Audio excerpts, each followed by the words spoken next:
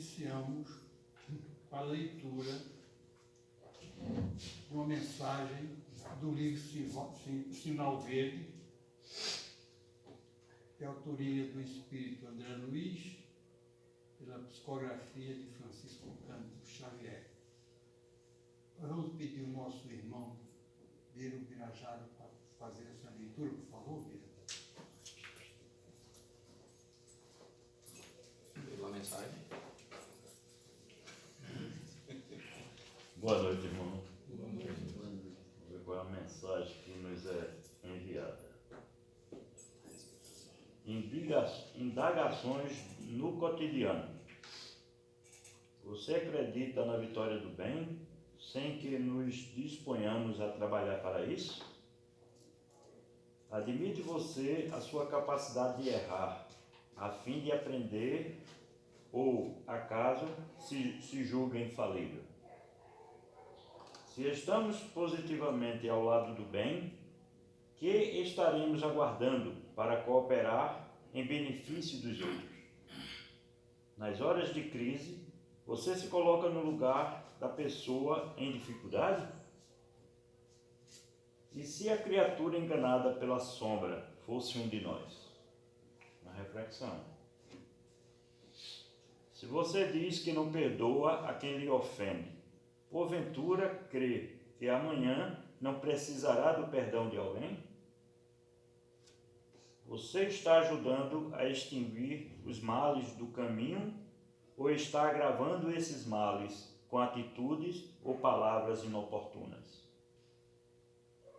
Irritação ou amargura, algum dia terão rendido paz ou felicidade para você? O que mais lhe atrai na convivência com o próximo? A carranca negativa ou o sorriso de animação? Que importa o julgamento menos feliz dos outros a seu respeito, se você traz a consciência tranquila?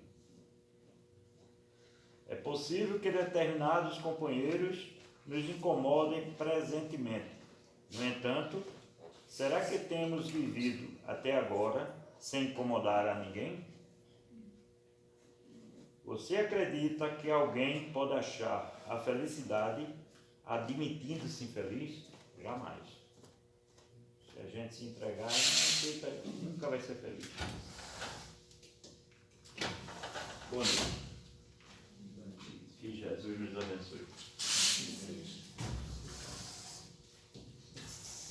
Meus irmãos, vou convidar aqui a irmã Fátima para fazer a prece inicial, por favor.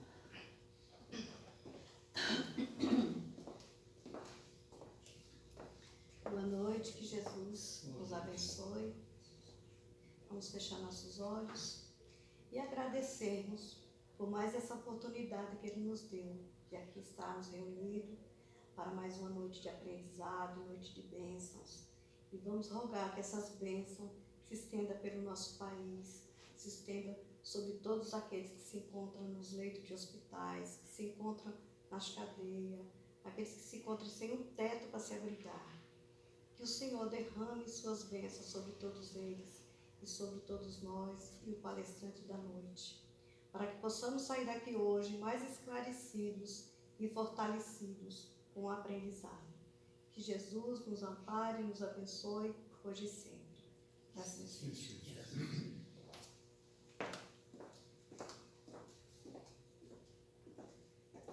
Meus irmãos, o assunto vai ser desenvolvido hoje pelo nosso irmão Cláudio. É o tema: os inimigos desencarnados.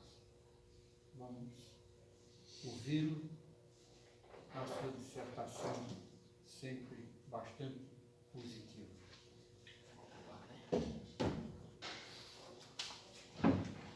Deixa até o lápis aqui. Bom, gente, boa noite a todos. Só esclarecendo que o Cláudio que está aqui era outro, o meu xará. Mas, infelizmente, ele adoeceu e ligou um pouco preocupado, né? Porque, coincidentemente, o coitado adoeceu, faltando um dia para a exposição dele. Então, dando seguimento ao nosso tema, que fala dos inimigos desencarnados, nós vamos fazer aqui um comentário, né, dentro dessa temática, porque quando se está dentro do centro espírita, nós temos a necessidade de compreender e de estudar a questão espiritual, né?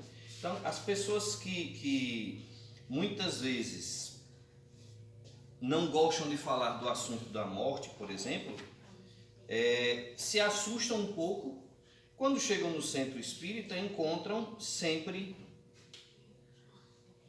a temática da morte. E é um tema recorrente na doutrina. A doutrina é dos espíritos e não nossa. Os espíritos estão desencarnados. Foram pessoas que viveram na Terra ou em outros mundos. Então nós temos aqui o trecho, a narrativa de Kardec, dos inimigos desencarnados, que está no capítulo 12, Amai os vossos inimigos, que começou o seu desenvolvimento. Semana passada nós tivemos nosso amigo Luiz Henrique, que fez aquela belíssima exposição, nos colocando aquela temática, né, sobre o amor ao próximo, o amor a si mesmo, o amor a Deus. E aí eu vou ler esse trecho e vamos pontuar com algumas questões aqui do Livro dos Espíritos.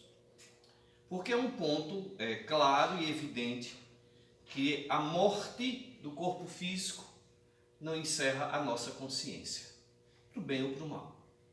Então Kardec, é um texto relativamente pequeno, ele diz o seguinte: tem o espírita ainda outros motivos de indulgência para com seus inimigos.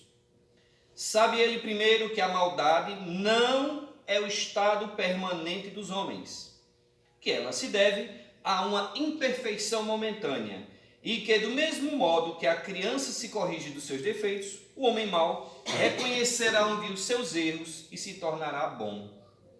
Sabe ainda que a morte não livra senão da presença material de seu inimigo, mas que este pode persegui-lo com seu ódio, mesmo depois de ter deixado a terra, que assim a vingança falha no seu objetivo, e ao contrário, tem por efeito produzir uma irritação maior que pode continuar de uma existência a outra.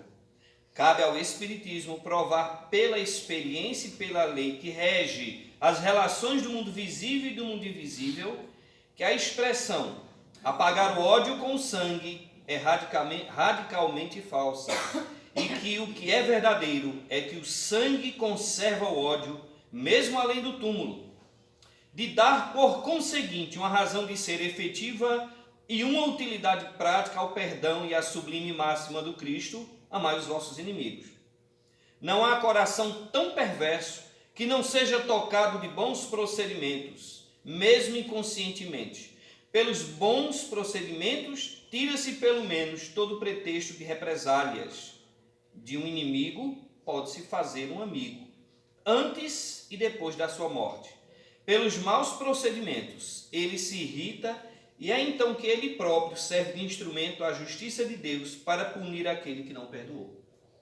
Então ele já é um pouco forte, esses conceitos emanados por Kardec. E aí tem os dois últimos parágrafos, onde ele diz assim: pode-se, pois, ter por inimigos entre os encarnados e entre os desencarnados. Os inimigos do mundo invisível manifestam sua malevolência pelas obsessões e pelas subjugações das quais tantas pessoas são alvo, e que são uma variedade das provas da vida. Essas provas, como as outras, ajudam ao adiantamento e devem ser aceitas com resignação e como consequência da natureza inferior do globo terrestre. Se não houvesse homens maus na terra, não haveriam maus espíritos ao redor dela. Se, pois, deve-se ter indulgência e benevolência para com os inimigos encarnados, devemos tê-la igualmente para com aqueles que estão desencarnados. E aí ele coloca um conceito interessante. E não vamos entrar nesse último parágrafo, não vamos ampliá-lo, cada um pode pesquisar em casa. Outrora sacrificavam-se vítimas sangrentas para apaziguar os deuses infernais, que não eram outros senão os espíritos maus. Aos deuses infernais sucederam os demônios, que são a mesma coisa. O Espiritismo veio provar que esses demônios não são outros senão as almas de homens perversos que não se despojaram ainda dos instintos materiais, que não se pode apaziguá-los senão pelo sacrifício de seu ódio, quer dizer, pela caridade. Que a caridade não tem apenas por efeito impedi-los de fazer o mal, mas de os conduzir no caminho do bem e de contribuir para a sua salvação. É assim que a máxima, amai os vossos inimigos, não está circunscrita aos círculos estreitos da terra e da vida presente, mas se integra na grande lei da solidariedade e da fraternidade universais. Isso é um texto um tanto longo, né, de Kardec, e que já dá um seminário, né, seu Jurandir? Já dá um seminário aqui sobre só um pequeno texto. Quando Kardec fala aqui sobre a prova que o Espiritismo traz, é preciso que a gente volte lá para o Livro dos Espíritos. O meu está um pouco velhinho, e na introdução Kardec fala o seguinte: nós temos todas as religiões, todas as crenças que acreditam na existência de um Deus, de um ser supremo, não importa o nome que você der a ele, que acreditam na existência da alma, elas são por natureza espiritualistas. Porém, o Espiritismo traz uma característica diferente. Ele traz, além da teoria que todas as doutrinas espiritualistas apresentam, a teoria sem a prova prática ou concreta, esta traz o Espiritismo. Por quê? Pela manifestação dos próprios espíritos. Nos diversos graus da escala espírita, né? Espíritos imperfeitos e espíritos perseguidores, ignorantes, maus, superiores, bons, de ciência, de sabedoria, espíritos superiores, elevados. Toda essa gama de espíritos que se comunicam somos nós. E um dia vamos estar do outro lado, com o nosso saber. Se tem algo que nós conquistamos e que jamais perderemos, são os nossas virtudes, que elas são conquistas que jamais serão perdidas, e temos os vícios morais. Estes sim podem ser transmutados, mas são nossos. Ninguém os tira a não ser nós mesmos. Não esperemos que uma força externa arranque de nós as nossas imperfeições, porque nós é quem as buscamos, nós as criamos. Seria aquela cruz que nós temos que carregar muitas vezes e que se amolda perfeitamente aos nossos ombros. Quando se fala, gente, nós vivemos num mundo de provas e expiações. Kardec até pergunta no Livro dos Espíritos por que é que o mal predomina na Terra. E a resposta é bem curiosa: porque os bons são tímidos, os maus não. André Luiz faz até uma colocação interessante. Ele diz assim: tente manter 10 minutos de conversação edificante num grupo de 3, 4 pessoas. E tente você manter a conversação edificante. Do que é que vão lhe chamar? Mas se você entra naquela vibe da mesma conversa daquele grupo, todo mundo vai dizer que você é um cara legal. Época de política, todo mundo adora falar mal dos políticos. Vamos falar mal dos políticos, gente? Todo mundo vai adorar falar mal dos políticos. Se uma das pessoas disser assim, mas a gente está falando mal do político fulano de tal, mas e o que ele tem de bom? Vai ser pior do que o exorcista virada no pescoço das pessoas. Porque elas vão dizer, bom? Como assim bom? Então nós temos uma tendência a procurar muitas vezes aquilo que nos vai fazer mal. Nós achamos que a maldade, matar alguém, é destruir uma vida humana, é promover guerras. Existem guerras acontecendo todos os dias, no íntimo das pessoas, no meio da sociedade, dentro de um lar. Aquela casa rica, linda, maravilhosa, que muita gente inveja. Escutamos direto muitas pessoas dizer assim, dinheiro não traz felicidade, mas eu queria estar sofrendo em Paris. Como se sentir fome, dor, angústia, depressão em Paris fosse diferente de sentir aqui no Brasil, em nossa cidade. E nós repetimos novamente, dinheiro não traz felicidade, dá qualidade de vida. Se dinheiro trouxesse felicidade, os consultórios aí dos psicanalistas, psiquiatras, psicólogos já tinham fechado há muito tempo. Não é que o dinheiro seja ruim, não. Emmanuel nos coloca claramente isso. O dinheiro, a eletricidade, Todas as coisas que nós recebemos e utilizamos na vida são neutras. O importante é o caminho que nós damos a elas. Pois bem, e os nossos inimigos desencarnados? Nós que somos espíritas temos a triste mania de tudo atribuir aos obsessores. Até Kardec, os espíritos, dizem a Kardec o seguinte aqui no Livro dos Espíritos: crê que se tua baixela se quebra, não é por culpa dos espíritos, mas por tua imperícia. Porque tem pessoas que são assim, né? Tropeçam numa pedra e dizem que foi o espírito obsessor que lhe empurrou. Eu acho, coitado dos obsessores. Ainda bem, diz Jacomelo, que os obsessores existem. Por quê? Porque em quem nós vamos colocar a culpa? Se não tivesse obsessor no mundo, em quem nós colocaríamos a culpa quando fazemos algo errado?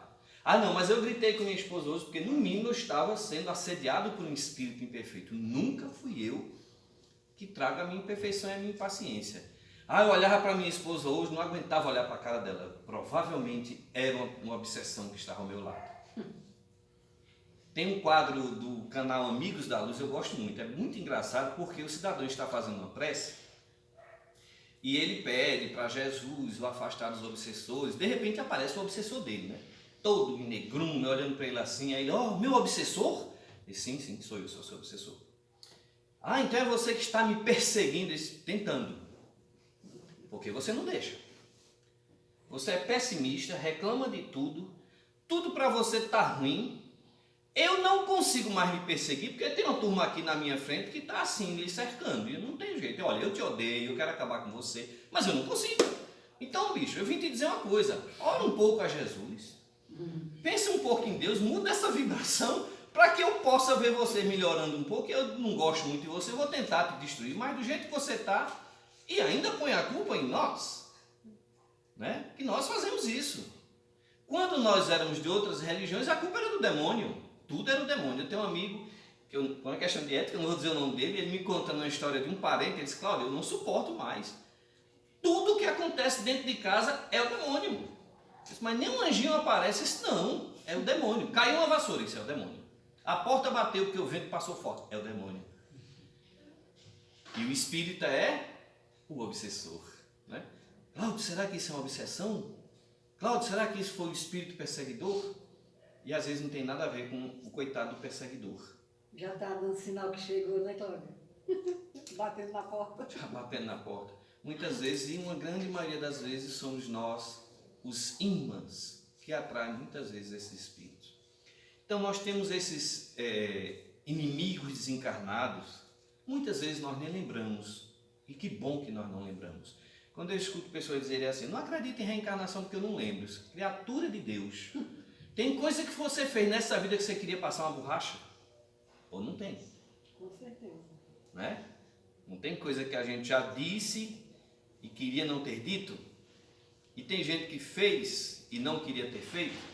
E fica pensando, se eu pudesse voltar atrás e fazer tudo diferente. Não gostaria de fazer? A reencarnação tem essa bênção. Porém, não é um esquecimento absoluto. Fica lá em nosso subconsciente. Aquela raivinha que nós sentimos de alguém que nunca nos fez, nessa vida pelo menos, algum mal, mas nós não vamos com a cara dele. E aí nós colocamos a culpa em quem? Dessa vez não é no obsessor. Acho que vocês já ouviram essa expressão. Eu não vou com a cara de Ruth. Acho que meu anjo de guarda não bate com o anjo de guarda dela. Quem já ouviu isso? Desde criança eu já ouvi isso, eu já estou ficando velho. Meu anjo de guarda não bate com ele. Dá para imaginar? Eu era criança, eu disse, poxa, eu fico imaginando os dois anjos de guarda da pessoa, um olhando para a cara do outro assim, Gostei muito da tua cara. Eu também não gostei da sua, não. Então vamos botar nossos protegidos para brigar um com o outro? Bora, eles vão botar a culpa na gente mesmo. Nós nunca somos os culpados. O outro é sempre o errado. E se o outro é desencarnado, tem um fato narrado por André Luiz que eu gosto de citar muito. Não lembro agora qual livro, gente. São 16 livros, né? Vocês vão ler os 16 e vão achar a história. Que eles vão, se alguém lembrar o livro é brincadeira, se alguém lembrar o livro pode falar. Eles vêm buscar, acho que 2 ou 3 pessoas encarnadas para um curso na espiritualidade. E André Luiz, quando chega com um ou dois mentores, eu não lembro agora, na casa de um deles, está um deles adormecido já, porém naqueles sinais de que está tendo um pesadelo terrível, né? Ele está lá realmente já desdobrado do corpo e aquela agonia. Quem nunca teve aquele pesadelo que você quer acordar, né? O esposo quer acordar, o marido tentando cutucar a esposa para ver se ela lhe acorda e não consegue, até que você dá aquele salto na sua cama. E André Luiz, quando olha, está um espírito um pouco atrasado na beira da cama dele, assim, braços cruzados, esperando ele sair do corpo e olhando isso, o que está acontecendo? Aí o mentor diz: calma, André, vai falar com um espírito desencarnado. Não era um espírito obsessor, não era um espírito mau, apenas ainda imperfeito. E ele pergunta: o que é que está acontecendo, meu irmão? Diz: não, eu fui amigo dele durante vários anos na existência terrena, continuo amigo dele. Mas hoje na janta ele falou mal de mim. Eu esperei ele adormecer para tirar satisfação, né? Porque o que ele falou é mentira. Só que desde que ele despertou aí, foi saindo do corpo físico e me viu, está aí nesse desespero total. E o que é que tinha acontecido? Na hora da janta, ele conversando com a esposa, né, o amigo tinha recentemente falecido, né, e começaram a falar e tocou no assunto do amigo que havia morrido. Isso é, quem nunca disse isso? Era meu amigo, mas tinha tal ou qual comportamento equivocado. Gente, quando a gente faz uma referência a um amigo, um ente desencarnado, a gente está praticamente evocando. Então cuidado, não vamos falar mal não, porque ele vai ouvir. Vai ouvir e não vai dar para esconder, porque eles vão ler nosso pensamento. E aí aquele espírito chegou e foi tirar satisfação. E ele, num desespero, que ficou apavorado. Aí André Luiz disse: nós vamos fazer o que agora, meu irmão? Nós vamos ter que acordá-lo. Não dá para levá-lo para o nosso curso, porque está totalmente desequilibrado. E aí o espírito amigo vai lá e dá um sacode nele, ele acorda assustado, a esposa acorda também, diz: que é isso, homem? Teve um pesadelo? Tive. Sonhei com fulano de tal, defunto fulano de tal. Ainda se usava a palavra defunto, viu, gente? E o que foi isso? Rapaz, eu acho que foi o que eu comi na janta. Gente, ele não se lembrou de questionar o fato de ter falado mal do amigo. Ele pensou: deve ter sido o que eu comi na janta, que eu me fez mal. E esqueceu de que o amigo ficou meditando lá, talvez pensando assim: você também um dia vem para cá. Então nós estamos, como dizia o apóstolo Paulo, cercados por uma nuvem de testemunhas, de todos os matizes. Aqui no Evangelho segundo o Espiritismo, no capítulo 28, preces para si mesmo, Kardec faz a seguinte elaboração para a gente: quem são os espíritos que nos envolvem? Assim, todos os dias, viu? Não pense que a diferença, nós até estudamos ontem aqui no nosso estudo do Livro dos Médiuns, essa questão foi muito bom, porque hoje o tema se casou com o estudo de ontem. Todos nós estamos cercados 24 horas por dia pelos espíritos, gente. Não tem o que fazer. Só que nós não percebemos. Em muitas situações, não percebemos. E uma grande maioria também temos uma percepção deles. Isso varia muito. Cada caso é um caso diferente, não há regras absolutas.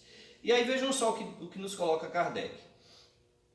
Nós temos sempre um bom espírito que se ligou a nós desde o nosso nascimento e nos tomou sob a sua proteção. Que coisa maravilhosa!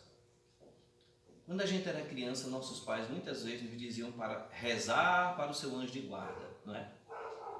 Eu não sabia o que era aquilo. Eu ia dormir muitas vezes e começava a sentir o corpo inchando. Eu achava que eu tinha uma doença. Hoje eu sei que era o perispírito se expandindo na hora do sono, né?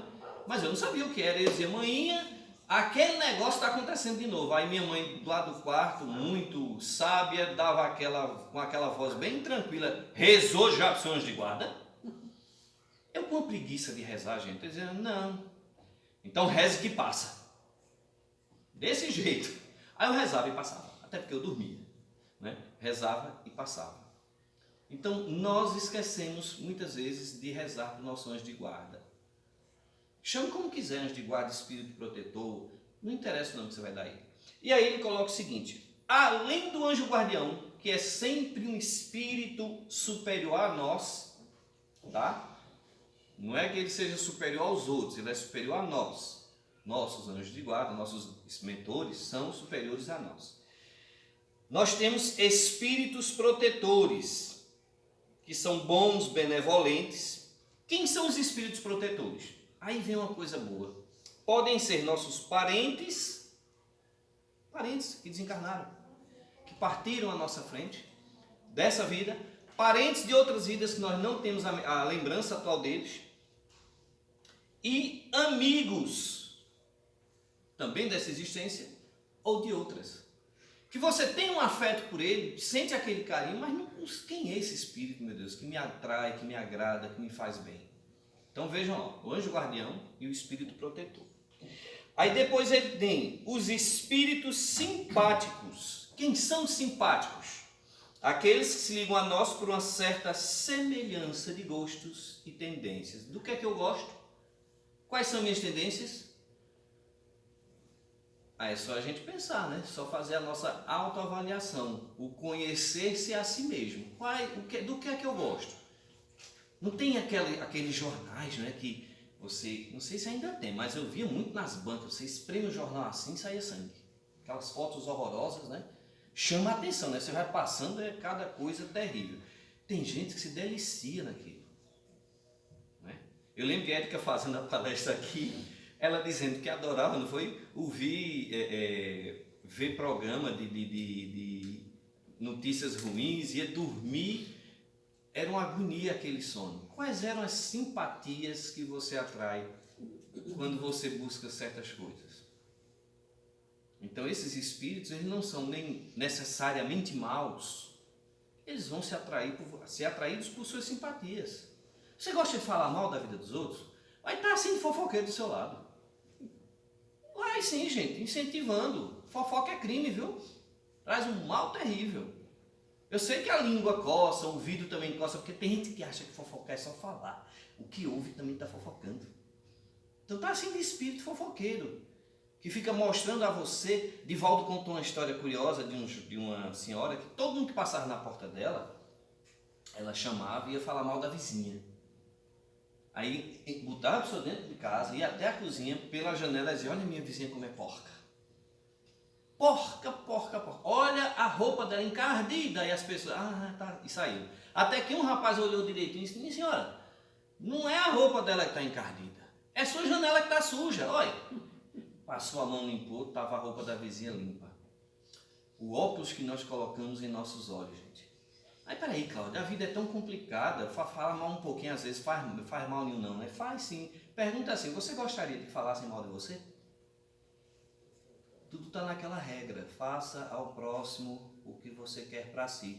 E eu já ouvi gente dizer: isso é besteira, não faz mal nenhum não, falei mal de Jurandir, o mundo vai se acabar por isso. Não, não vai acabar por isso. Seu mundo interior é que está se envenenando cada vez mais. Por fim, vem os espíritos sedutores, que se esforçam por nos desviar do caminho do bem, sugerindo maus pensamentos, aproveitando-se de nossas fraquezas. E aí, gente, os inimigos desencarnados, eles não precisam demonstrar sua presença, certo? Não precisam. Kardec faz uma comparação interessante. Ele diz assim: você tem uma pessoa que está difamando, caluniando sua vida, acabando com sua existência, e você não sabe quem é. Um dia essa pessoa resolve escrever uma carta se gabando. Aí você identificou a letra. Já sei quem é a pessoa. A mediunidade nos proporcionou isso. Quantas pessoas que eram perseguidas, sofriam processos obsessivos e não sabiam o que eram? Eram tratadas como loucas, como doentes, de todos os tipos. Muitas vezes a pessoa adoecia em virtude do problema obsessivo, até se descobrir que primeiro não era demônio, que a pessoa não estava maluca também, e sim inimigos desencarnados. Pessoas a quem nós fizemos o mal, porque nós agimos de encontrar as leis divinas por completa ignorância da nossa parte. E nós já estamos há mais de 2000 anos com o Evangelho no mundo. Já era para a gente ser um mundo feliz. Só que nós encontramos sempre uma desculpa. Eu não sou Jesus. Eu não tenho a paciência de Jesus. Eu não tenho, qual é a expressão? Sangue de barata. Eu não sei se barata tem sangue, né? Só que nós renascemos sob a égide do Evangelho de Jesus. Nós nos colocamos como cristãos. E não é dessa existência não. De muitos séculos, milhares de anos. Nós já temos contato com o Evangelho de Jesus. Não é à toa que nós temos uma certa facilidade em aceitar o conceito do Evangelho de Jesus. Ainda que, aceitando esse conceito, ainda sejamos teimosos na sua aplicação. Aqui no livro dos Espíritos, gente, me permitam ler só algumas questões, tá? Dá tempo. Na segunda parte, quando ele fala da intervenção dos espíritos aqui neste mundo. Né? Então, eu vou ler só algumas questões. Fica a tarefa de casa para vocês lerem em casa. Penetração do nosso pensamento pelos espíritos. Será que os espíritos sabem o que nós estamos pensando? Né? Vamos lembrar do homem lá, da janta, que falou mal do amigo. Questão 456. Os espíritos veem tudo que nós fazemos, podem vê-lo, visto que vos rodeiam incessantemente. Todavia, cada um não vê senão as coisas sobre as quais dirige a sua atenção, porque com aquelas que lhe são indiferentes, eles nem se preocupam. Está cheio de espíritos no mundo, mas nem todos dão atenção a gente. Mas muitos dão atenção a nossos pensamentos, a nossas atitudes. Pedro ontem contando uma história engraçada de um cidadão que ia para a reunião mediúnica. A gente lembra muito, ele já contou 2 vezes isso.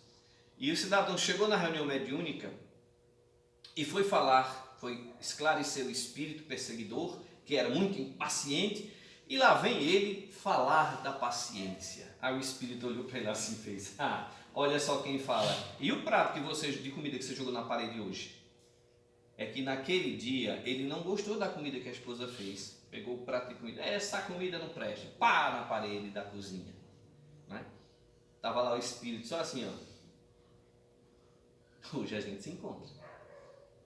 Né? Então nós temos que ter esse cuidado, porque assim, como é que eu vou falar para os espíritos sobre amor, compreensão, perdão, se eu não tento pelo menos fazer isso? Não estou dizendo que tem santos na reunião mediúnica, não, porque se a gente for querer que os santos estejam nos templos religiosos, vai fechar todos.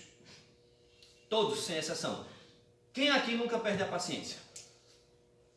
Tem alguém aqui que não perde a paciência? Se tiver, me conta o segredo. Né? Tem dias que a gente acorda que parece que ainda não acordou, que não entrou o cérebro para funcionar. Isso faz parte da nossa existência. O problema é quando eu torno isso habitual. O problema é quando eu não tento debelar este mal em mim, porque é um mal que está em mim. Então os espíritos veem tudo que nós pensamos. Os espíritos podem conhecer nossos mais secretos pensamentos. E aí? Eu escondo tudo de Ruth, né? Penso um monte de maldade de Ruth e fico rindo para Ruth, como eu te adoro, Ruth. Mas os espíritos estão vendo mais íntimos dos meus pensamentos. É por aí que muitas vezes eles descobrem os seus inimigos quando estão reencarnados. Daí porque eles se perturbam quando nós oramos por eles. Quando alguém é perseguido por um espírito e consegue orar por ele, ele não entende. Eu estou perseguindo e a criatura mandando vibrações positivas para mim. Eu desejo ódio e ela me manda pensamentos de amor, de fraternidade. Isso vai minando, não é da noite para o dia não, tá? Isso leva tempo. Não existe salto quântico na evolução. A evolução é lenta e gradual, porque nós somos teimosos mesmo. A verdade é essa. Aí eu vou dar um pulo em algumas questões, para não ficar muito tempo lendo, e vamos para a questão famosa, 459. Os espíritos influem sobre os nossos pensamentos e as nossas ações? A esse respeito, sua influência é maior que credes, porque frequentemente eles vos dirigem. Opa, como assim? Os espíritos me dirigem? Calma lá. Temos pensamentos que nos são os próprios e outros que nos são sugeridos? É a questão 460. Uma está casadinha com a outra. Eu vou ler só essa e mais outra. Vossa alma é um espírito que pensa, não ignorais que vários pensamentos vos alcançam ao mesmo tempo, sobre o mesmo assunto, e frequentemente bem contrários uns dos outros. Então há sempre de vós e de nós, os espíritos, e é isso que vos coloca na incerteza, posto que tendes em vós 2 ideias que se combatem. Aí Kardec diz, mas peraí, então você complicou minha vida.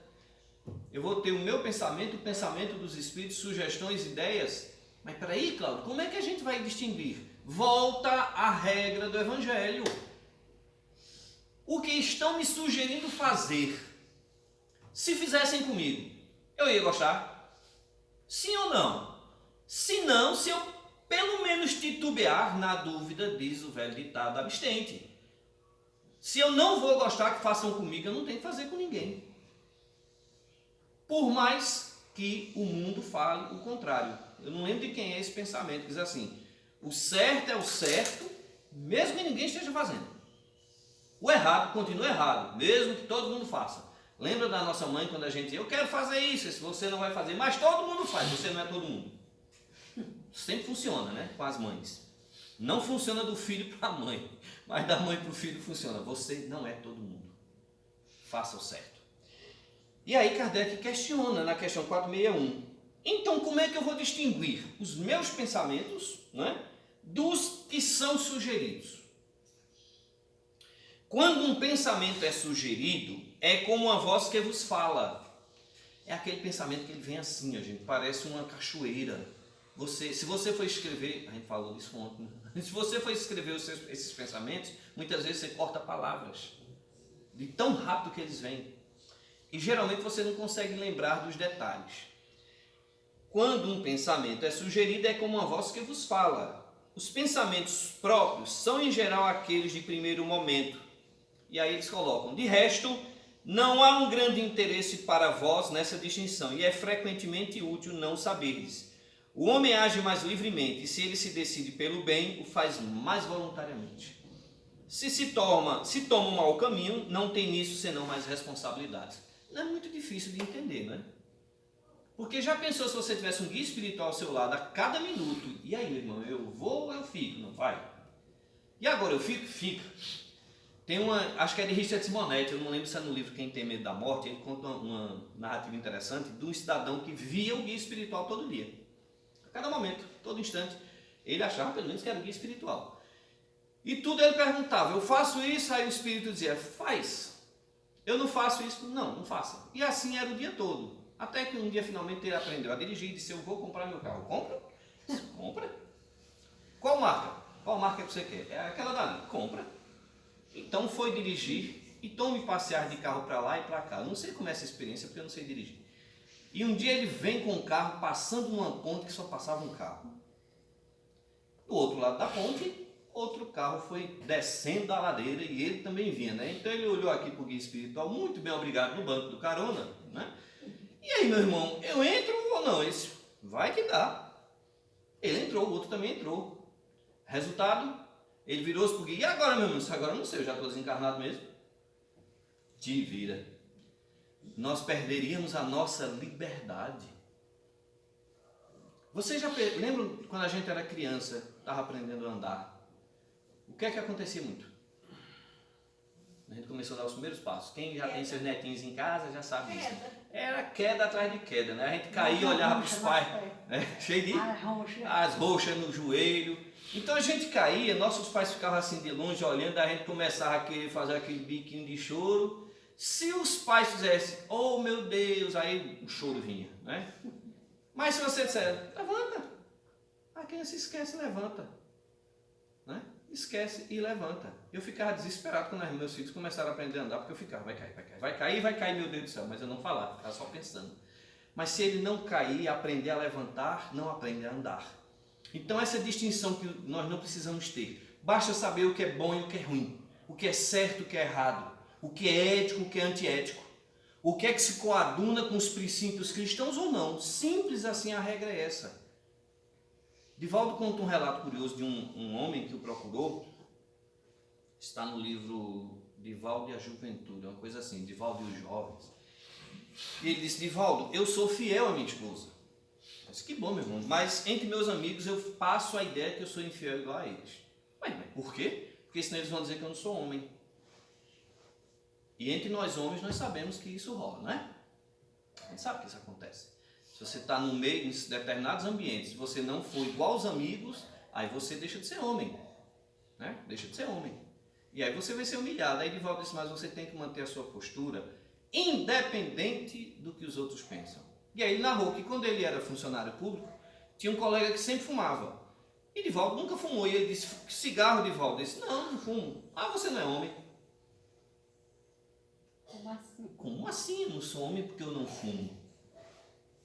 Mas por que você não fuma, Divaldo? Porque me faz mal.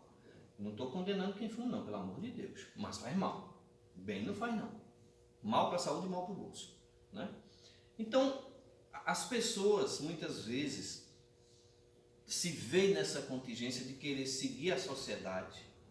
E Kardec pergunta aos espíritos, não lembro agora a questão sobre isso, da gente seguir esses preconceitos sociais. E a resposta deles é a seguinte: problema de vocês. Você quer seguir os preconceitos sociais? Você quer seguir os conceitos que a sociedade traz? Então isso é uma questão sua. Não é isso que ensina Jesus. Jesus, por acaso, foi de acordo com os preconceitos ou conceitos da sociedade vigente? Não. Quebrou todos aqueles paradigmas. Todos eles. Quem eram os companheiros de Jesus, gente? Começando pelos discípulos. Quem eram as pessoas que ele convivia o dia todinho? Eram as pessoas da alta sociedade, os poderosos, os reis? Os pobres doentes. Os pobres, doentes, criminosos, prostitutas, mulheres consideradas perdidas na vida. Em todos eles ele chegou com um toque do amor. Mas Kardec ainda pergunta, já que nós temos os inimigos desencarnados que nos influenciam, muitas vezes nos levam ao suicídio, a crimes terríveis. Quando vocês ouvirem alguém dizer assim que cometeu certos crimes, porque uma voz na minha cabeça nem sempre é loucura, é obsessão. Porém, o processo obsessivo ele não é uma coisa tão mecânica assim.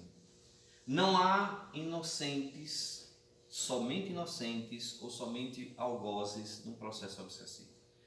Aquele espírito que me persegue é porque eu fui infeliz nas minhas atitudes com ele.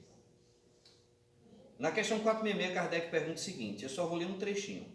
Por que Deus permite que os espíritos nos excitem ao mal? Ele diz o seguinte, quando as más influências agem sobre ti, é que as atraís pelo desejo do mal, porque os espíritos inferiores vêm em tua ajuda do mal, quando tens vontade de praticá-lo. Eles não podem te ajudar no mal, senão quando queres fazer o mal.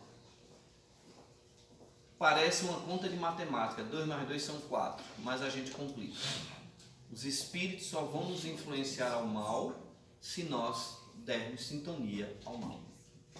Sob todas as formas possíveis, através do egoísmo, do orgulho, do desejo de vingança. Ah, Cláudio, mas eu estou com raiva de fulano porque ela me fez o mal. Sim, você ainda não consegue desenvolver o sentimento da desculpa. Aprenda, exercite através da oração. Mas eu vou orar, eu vou estar com raiva na hora de orar para aquela pessoa. Sim, mas aí você, para tomar o remédio, tem que ser na hora que está doente, né? Ninguém toma remédio aqui quando está bem de saúde, ou toma. Se toma, está com alguma doença. Não é? A gente toma o remédio quando estamos doentes. A oração é o remédio. O desejo do mal, da vingança, é a doença. Toma o remédio. Muitas vezes você vai chorar. Muitas vezes... E quando nós falamos aqui na oração, não é aquela coisa mecânica, de obrigação. Não. É uma conversa de filho, de filha com o pai. O que é que ensinou Jesus sobre a oração? Primeiro ele dá uma lição extraordinária no Pai Nosso. Ali é a oração perfeita. E segundo ele diz assim, vá para o seu quarto, fique em silêncio, em segredo e ore ao Pai. Gostaríamos de encerrar lembrando de uma parábola de Jesus, que fala sobre isso. Vocês lembram daquela parábola do fariseu e do pecador que foram ao templo orar? O que é que aconteceu? Chega o fariseu, ergue a cerviz e começa a rezar, né? Eu te dou graças, Senhor, porque dou o dízimo de tudo que tenho, porque não sou como este pecador, e blá, blá, blá, aquela conversa, aquela retórica. E o pobre pecador, o pobre publicano, mal erguia o olhar para o altar, batia no peito e dizia, tem piedade de mim, Senhor, que sou publicano e pecador. E Jesus pergunta, qual saiu justificado perante o Senhor? Muito obrigado pela paciência de vocês. Que Deus nos abençoe. Mas acima de tudo, que Ele abençoe cada um dos nossos irmãos que ainda estão perdidos na escuridão do mal, que ainda se perdem no desejo da vingança. Nós oramos sempre pelas pessoas que sofrem. Vamos orar pelos que fazem sofrer. Vamos orar pelos que fazem chorar. Vamos orar por aqueles que promovem a fome, a miséria, a guerra, a morte e a destruição. Porque esses são os mais sofredores e os mais doentes. Para estes as expiações serão mais dolorosas. E para nós, que somos as vítimas, que somos, como disse Luiz na palestra passada, aqueles que sofremos e não os que fazemos sofrer, já ganhamos o nosso galardão. Muito obrigado, que Jesus nos abençoe.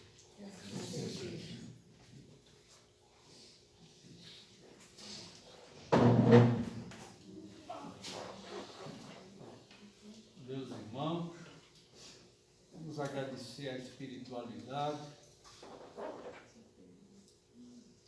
pela dissertação que o nosso irmão nos levou na noite de hoje,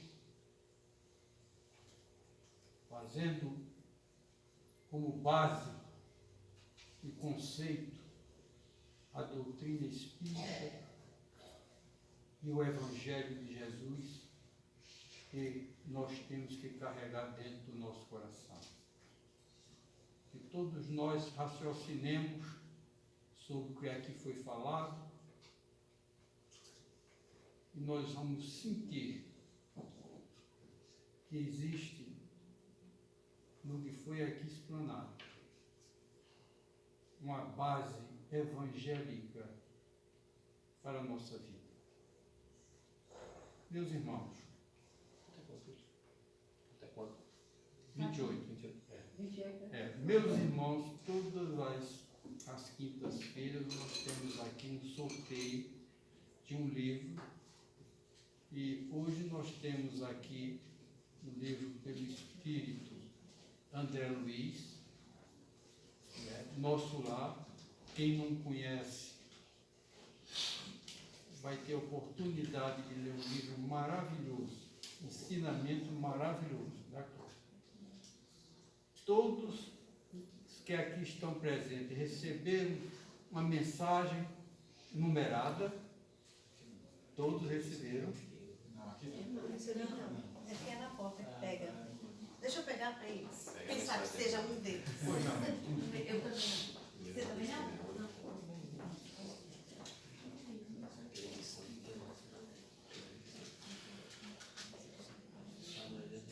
Sexta.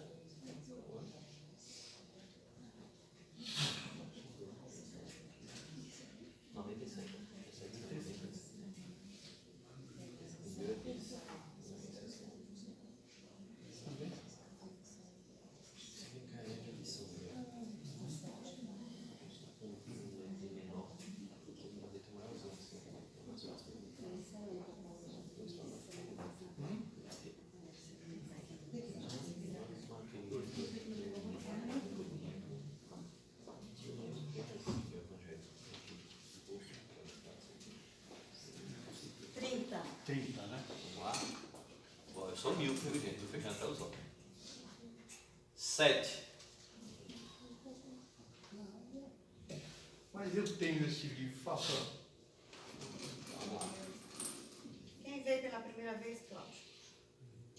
Você já sorteou? Já tirei um aqui, ó.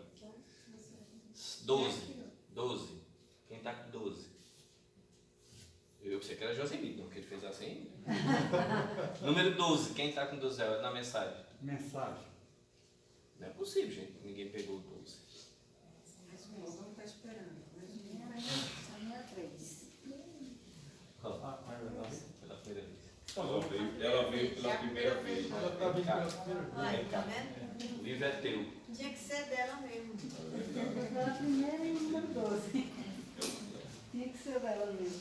Eu lembrei do dia que minha filha veio e eu disse, se você for sorteada, não aceite, porque você já tem esse livro em casa, você não vai ser sorteada mesmo que for sorteada. Viu? Muita paz. Vai, vai. Tá vendo ali pra cá, né? Tem a Adriana, Eu já sei, meus irmãos, nós vamos pedir aqui o meu querido irmão Luiz Henrique que faça a nossa prece de encerramento do trabalho.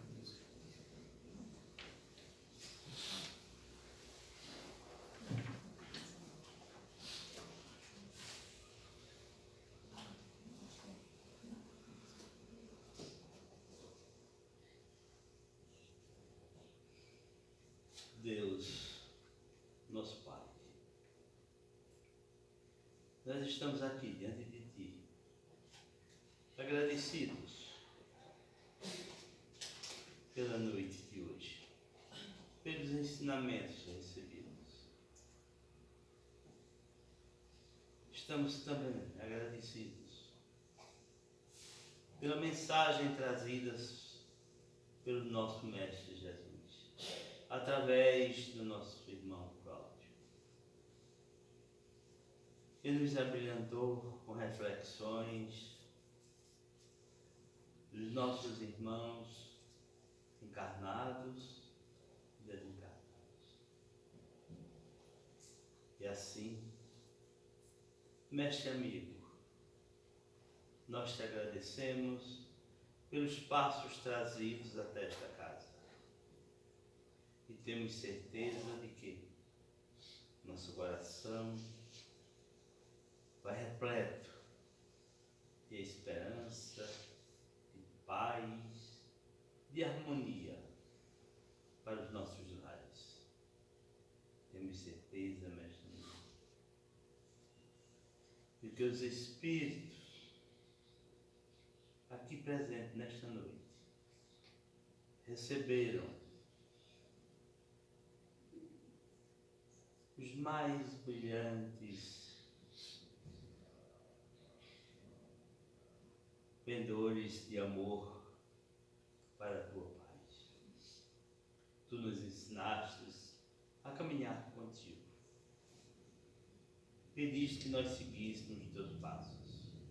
Estamos aqui hoje aprendendo a seguir mais um passo, desejosos de levar o teu nome, a tua paz para todos os nossos amigos, para todos os nossos vizinhos, para todas aquelas pessoas que nós conhecemos, e que possamos também ainda, meus amigos, fazer a nossa oração para todos aqueles que ainda não os conhecemos, agradecidos a Ti, aos Espíritos benfazejos que estiveram conosco nessa noite, e a nossa mentora desta casa, nossa irmã Luana Viagem, em Teu santo nome, em nome de todos os Espíritos benfeitores, pedimos a Tua permissão para que o presidente da mesa